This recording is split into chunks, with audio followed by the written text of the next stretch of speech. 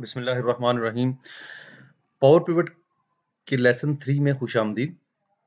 Last lesson में हमने सीखा था कि एक नॉर्मल डेटा रेंज को हम टेबल में कैसे कन्वर्ट करते हैं और फिर उसको दोबारा से रेंज में कैसे कन्वर्ट करते हैं। आज मैं आपको बताऊँगा कि टेबल को डेटा मॉडल में कैसे ऐड किया जाता है।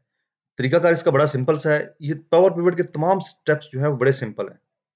लेकिन चूँकि ये फर्स्ट टाइम आप लोग देख रहे हैं, तो इसलिए आपको शायद ये कोई थोड़ी-सी डिफ़िकल्ट चीज़ लग रही हो। आपने पावर पिवट के टैब में जाना है।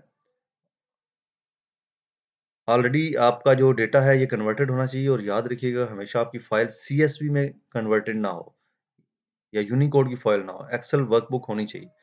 यहाँ पर मैं इसको डेटा मॉडल के नाम से सेव कर लेता हूँ।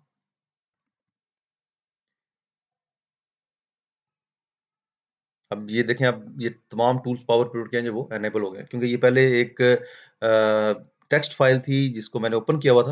अब मैंने इसको कन्वर्ट कर लिया है, तो इसका डेटा मॉडल जो है हम इसमें ये चीज़ें ऐड कर सकते हैं। अब यहाँ पे देखें आप, तो ये सारे टूल्स हैं जो कि पावर पिवट के टूल्स हैं। अगर आप देखें, इसके अंदर कोई भी टेबल इस वक़्त ऐड नहीं है। हम टेबल कैसे ऐड करेंगे? हम इसी टेबल को डेटा मॉडल में ले जाते हैं। जब मैंने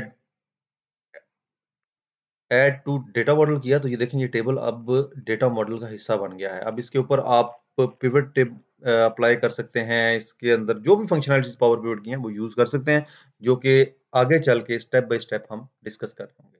नंबर 1 ये तो था इसके हवाले से कि इंटरनल डेटा को हम पावर पिवट में कैसे लेके आते हैं। नेक्स्ट लेसन में मैं आपको बताऊँगा एक्सटर्नल डेटा, जो कि हमारा एसक्यूएल का हो सकता है, एक्सेस से हो सकता है, अदर डेटा सोर्सेज़ हैं, वहाँ से हो सकता है।